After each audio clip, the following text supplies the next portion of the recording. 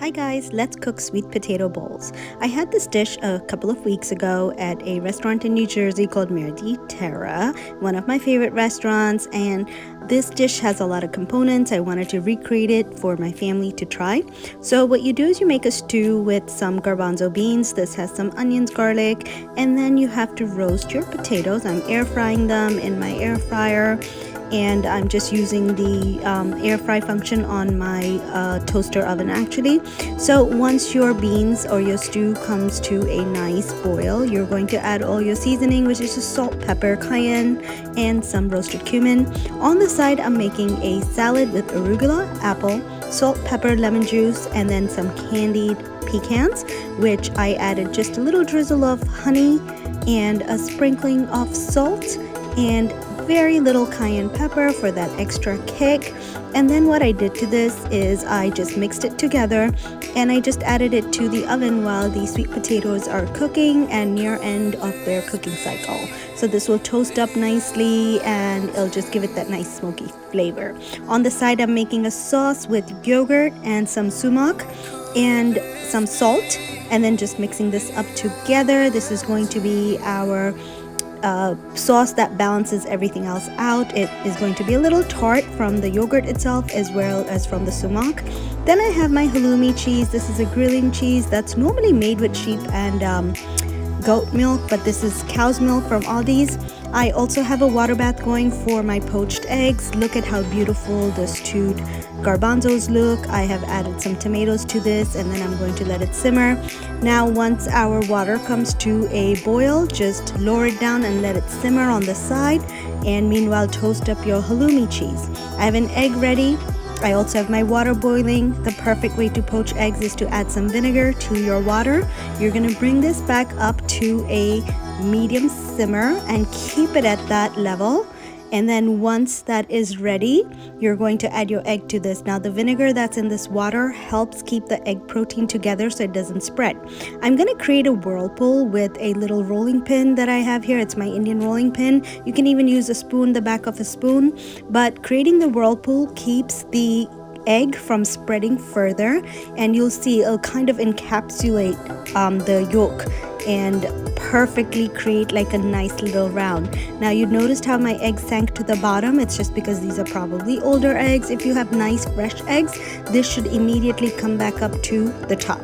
Now I have all my components ready. I have the salad ready. I have the garbanzo beans, my yogurt dressing, and my halloumi cheese, as well as my potatoes, and we're going to start plating. While the egg is cooking, we're going to cook that egg for about 4 minutes. My husband likes his egg yolk nice and soft and not runny. I like mine runny. So on your plate, add a smear of that yogurt sauce as a base to this base, and I'm trying to perfect it, but I'm so hungry at this stage. I just want to put this dish together and eat it. I'm going to take the halloumi pieces and put them around the plate as best as I can. Now I only toasted one side because this cheese was softer than normal halloumi and it started spreading quickly, and I didn't want to take a chance toasting the other. I meant toasting the other side so it doesn't spread too much, so I just did it on one side and it stayed soft for quite a long time, so that worked out really well. And then on top of the yogurt sauce, I'm going to place one whole sweet potato that has been air fried with very little olive oil, no seasoning, because all of the seasoning is going to come from all the different components. This is nice and sweet, and that's the flavor that it brings to this dish. On top of the sweet potatoes, I put the stewed garbanzo beans. You can see all those caramelized onions in them. There's pieces of garlic, salt, pepper, a little bit of cayenne I added to that, and then of course the roasted cumin. And then once I layer the garbanzos, and this was 1 can between 3 of us, so this dish is loaded with protein between the sweet potatoes, the garbanzos, and then the halloumi. I'm going to spread just a little bit of the yogurt sauce on top as well. Okay, let's put this cheese pieces on top just for presentation. I think my second plate came out better.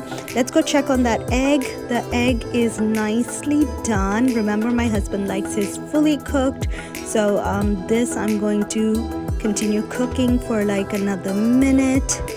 And then I will remove it and put it on top of the plated food that we just did. Look at that, beautiful. So firm yolk in the middle, no runny, and I actually like mine very runny. So beautiful. Just going to soak it in there once more real quickly. Keep it nice and hot. It was a little too soft, so let's make sure that it's fully cooked. Perfect. Okay, so now that it's done, we're going to take it out and take it back to the plate. Yeah, poaching eggs is not an easy thing, guys. It's absolutely, a technique-based thing to do.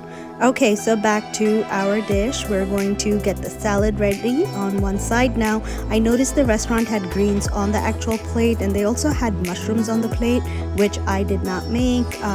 Not everyone in my family eats mushrooms except for me, so I did not grill those. Okay, put some pecans on top. You could also put a little bit of goat cheese in the salad. It's amazing, but I left it just as is because we have that yogurt sauce. The egg is now fully cooked according to his liking. Now, if this was my plate, I would probably spread some sort of hot sauce over it, but I just put a few sprigs of arugula and we were done. Okay, so the water is ready for my second egg, and this time I'm going to make it nice and runny because that's how I like mine. So create the whirlpool again, stir, stir, stir. Add the egg gently, submerge it into the water gently. This time it spread just a little bit more. I think I'm just running out of time here, but look how it kind of folds over and encapsulates that yolk. I have the second batch of cheese going in there, and then that was my yolk. So guys, as good as this tasted, homemade, I will always pay the restaurant to make it. There was just a lot of different components and a lot of work involved, but fresh, fresh, fresh.